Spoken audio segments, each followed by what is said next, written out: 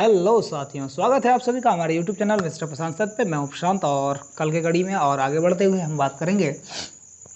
तो कल हमने देखा था कि क्या होता है बायोलॉजी। कल हमने बायोलॉजी का इंट्रोडक्शन दिया, फिर हमने बताया कि बायोलॉजी को दो हिस्सों में बांटा गया है, जूलॉजी और बॉटनी।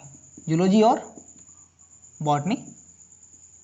तो जूलॉजी किसे कहते हैं और बॉटनी किसे कहते हैं, इसकी बारे में आज हमारी चर्चा चलेगी। तो सबसे पहले हम बात कर लें तो जूलॉजी को हम कहते हैं जंतु विज्ञान। क्या कहते हैं?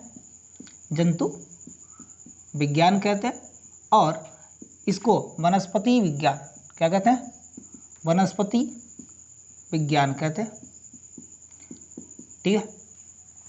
फिर हमने बताया था कि जंतु विज्ञान के बारे में थोड़ा हमने बताया कि जंतु विज्ञान की जो खोज है ज़्यादातर, या जंतु विज्ञान के जो जनक कहे जाते हैं उनको हम अरस्तु कहते हैं, क्योंकि इन्होंने सबसे अधिक यानी कि ज़्यादातर जंतुओं के बारे में अध्ययन किया और उनके बारे में उल्लेख करते हुए उन्होंने एक किताब लिखी थी जिसका नाम था या एरिस्टोटल के द्वारा जो किताब लिखी गई थी, एरिस्टोटल की जो बुक थी, बुक का नाम क्या था?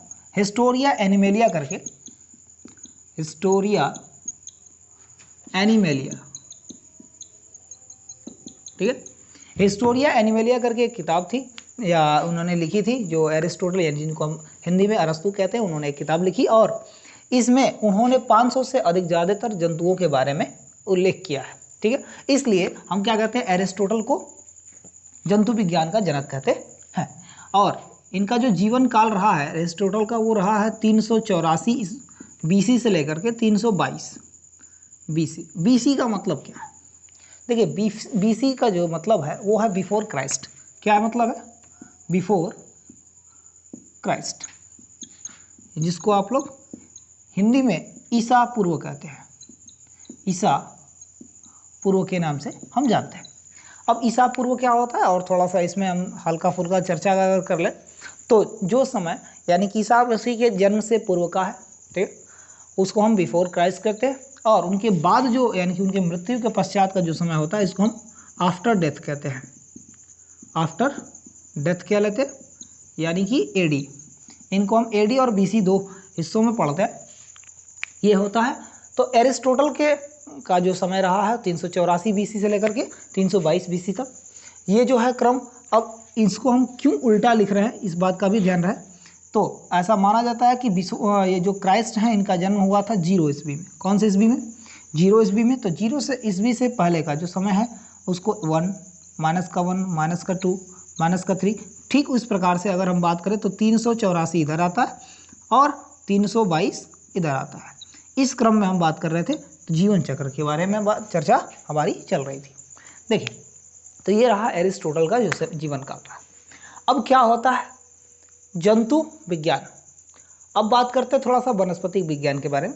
वनस्पति विज्ञान का अर्थ क्या होता है?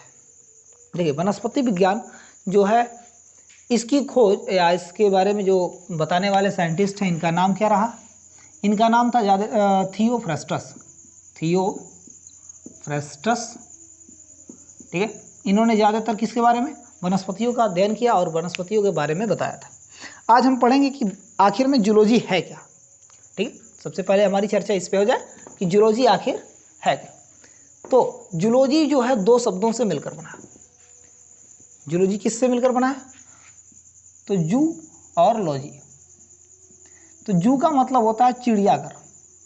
जूज का मतलब क्या हो गया? या जिसमें हमको किसको मिलते हैं?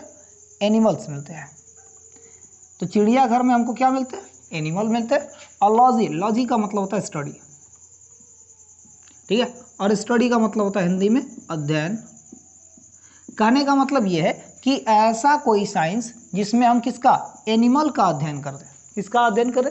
अगर हम एनिमल का अध्ययन किसी भी साइंस के अंतर्गत कहते हैं तो उस साइंस का नाम होता है जूलॉजी, यानी कि जिसको हम हिंदी में कहते हैं जंतु विज्ञान।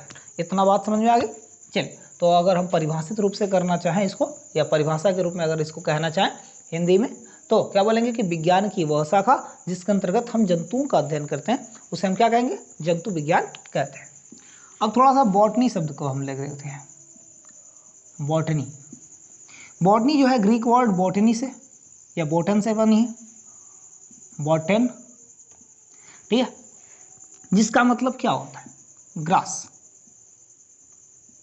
ग्रास यानी कि घास, ठीक है। और एक होता है जिसको हम कहते हैं बॉस्केन। ये जो शब्द है यानी कि ये जो ग्रीक वर्ड है ये किससे मिलकर बनी है, तो बॉस्केन शब्द से मिलकर बनी है, यानी कि जिसको हम क्या कहते हैं, चरने योग्य, चरना, ठीक है। तो ये जो एनिमल हैं, जिन चीज़ों को चरते हैं या जिन चीज़ों को खाते हैं उनको हम क्या कहते हैं, उसके अंतर्गत हम जिनका अध्ययन करते हैं उसे हम क्या कहेंगे, वनस्पति विज्ञान।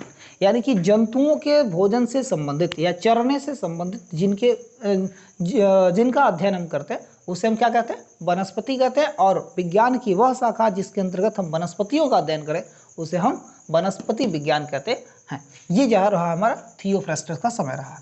ये भी जो है BC में ही आते थे। इनका लगभग 287 BC के करीब जो है इनका जीवन काल रहा है, ठीक है। ये इनका समय रहा। तो ये हमने क्या देखा कि क्या है जूलॉजी और क्या है बॉटनी, यानी कि जूलॉजी और बॉटनी दोनों एक दूसरे से क्या है, इंटरलिंक है।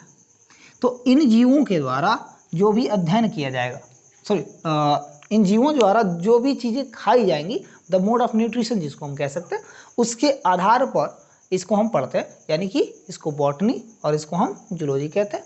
तो फादर ऑफ बॉटनी की अगर बात किया जाए, फादर ऑफ बॉटनी, तो वो कौन थे, थियोफ्रास्टस।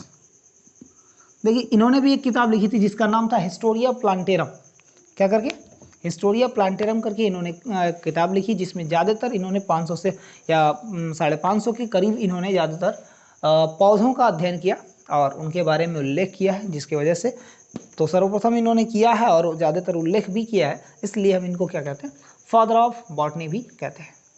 धन्यवाद।